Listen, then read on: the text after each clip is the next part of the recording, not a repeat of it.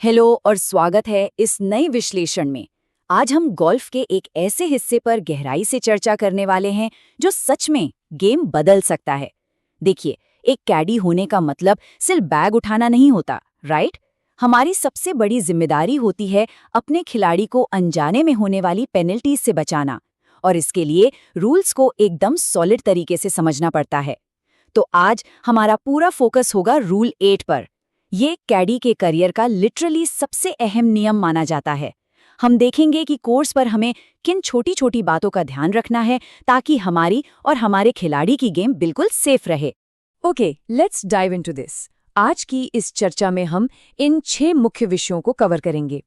Golf का golden rule, 5 जरूरी course conditions, penalty से कैसे बचें, ये नियम सभी के लिए क्यों है, एक इंटरेस्टिंग केस स्टडी देखेंगे और आखिर में बात करेंगे एक प्रोफेशनल कैडी बनने पर।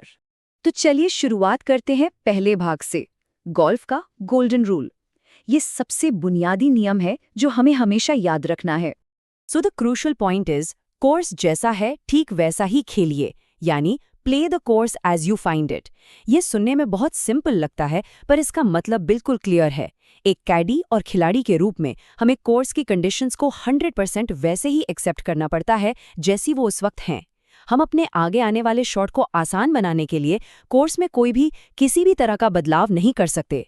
अगर बॉल किसी बहुत ही मुश्किल जगह पर फंसी हुई है ना, तो हमें उसे वहीं से ठीक उसी हाल में खेलना होगा। अपने फायदे के लिए आसपास के एनवायरनमेंट को बदलना अलाउड नहीं है। अब आते हैं दूसरे भाग पर, 5 जरूरी कोर्स कंडीशंस।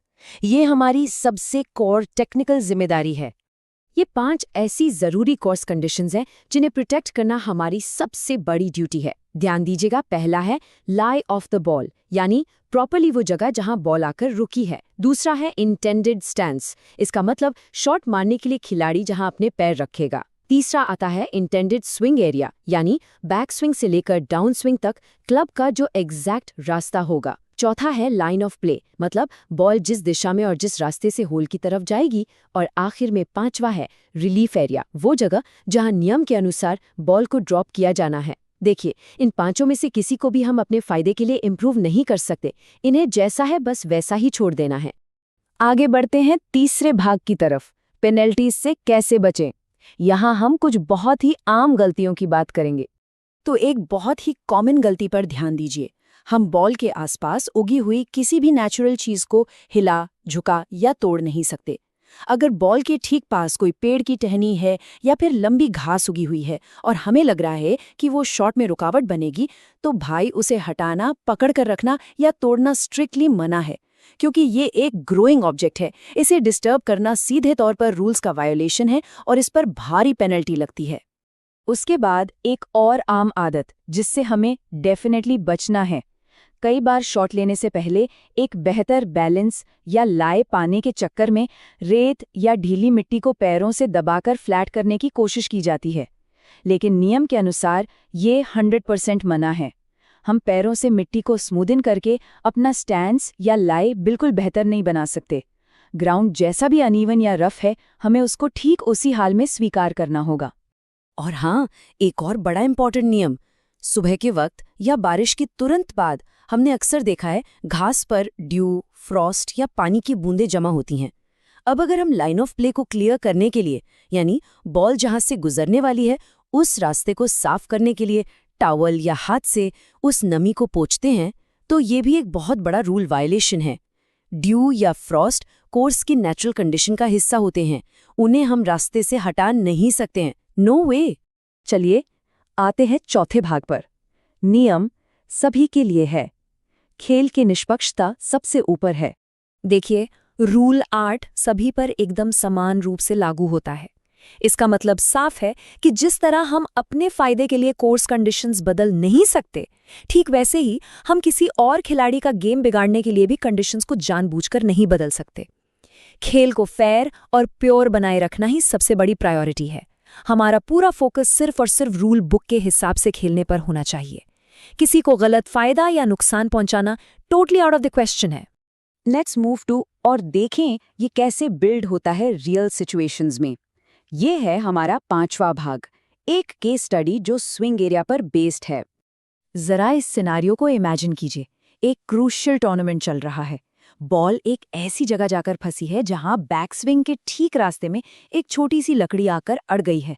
अब यहाँ एक बहुत बड़ा सवाल पैदा होता है, क्या उस लकड़ी को वहां से हटाना, पेनल्टी को बुलावा देना होगा?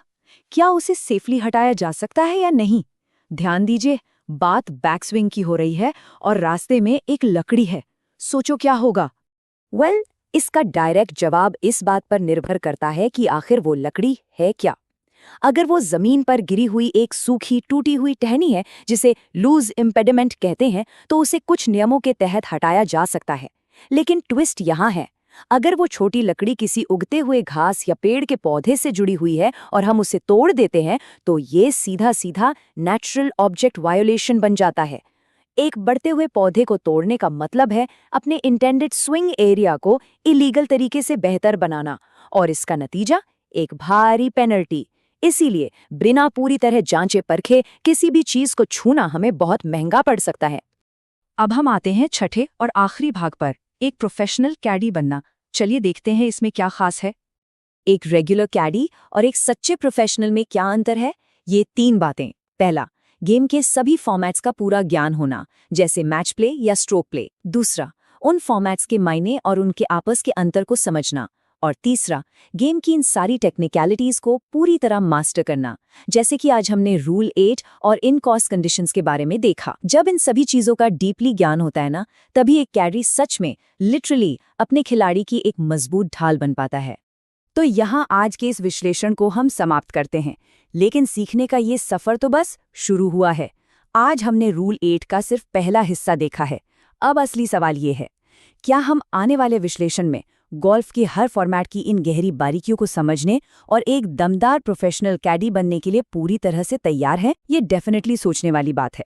अगले हिस्से में हम इन सभी पर और गहराई से चर्चा करेंगे। तब तक के लिए keep learning and stay sharp.